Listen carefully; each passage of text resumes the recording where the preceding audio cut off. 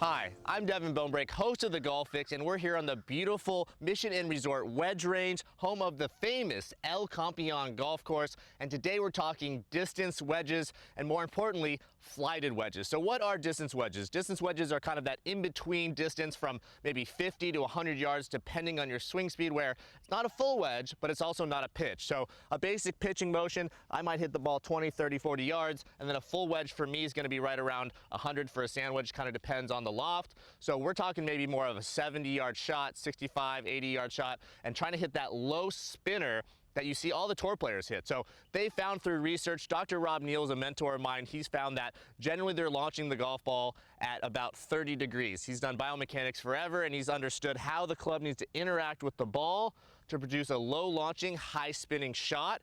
First and foremost, you need great wedges with great grooves. I absolutely love my Mill Grind 3 TaylorMades.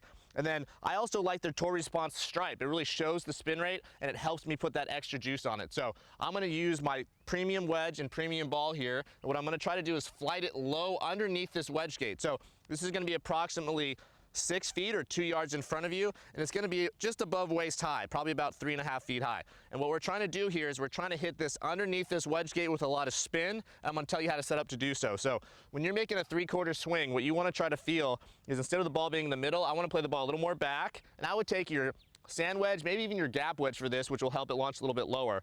And we're going to play it slightly back.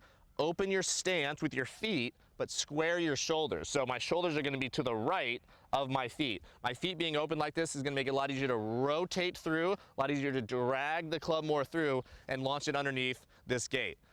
From here, what I really want to focus on is having a lot less wrist hinge than I typically would, and feeling like I'm taking the club back more with my body. So I really want to feel like my center is moving the club back, my arms are moving along for the ride. I'm going to take my setup, weight forward, try to go back, lots of width, lots of turn, try to circle it a little inside, get a little bit more inside out, shallow attack angle with shaft lean and a lot of body motion through. I'm pushing up as I come through and I'm rotating as I come through.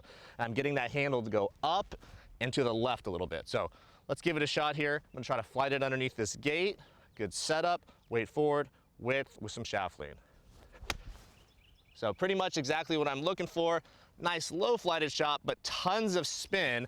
I can really see the ball kind of juicing when it lands. So that's what we're looking for these low flighted shots, these distance wedges. Understand how important setup is. We're trying to create a lot of width, not a lot of hand action, and really use our body through the shot so that we don't have to use our hands.